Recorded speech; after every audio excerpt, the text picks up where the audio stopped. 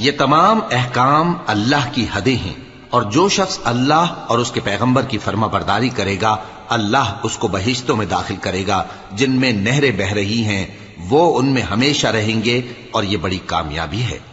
اور جو اللہ اور اس کے رسول کی نافرمانی کرے گا اور اس کی حدوں سے نکل جائے گا اس کو اللہ دوزخ میں ڈالے گا جہاں وہ ہمیشہ رہے گا، اور اس کو ذلت کا عذاب ہوگا۔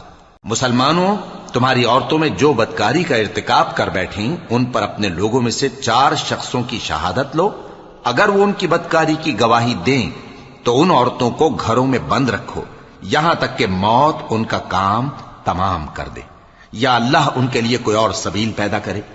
اور جو 2 مرد تم میں سے بدکاری کریں تو ان کو ایذا دو، پھر اگر وہ توبہ کر لیں اور نیکوکار ہو جائیں تو ان کا پیچھا چھوڑ دو۔ بے شک اللہ توبہ قبول کرنے والا ہے، مہربان ہے۔ اللہ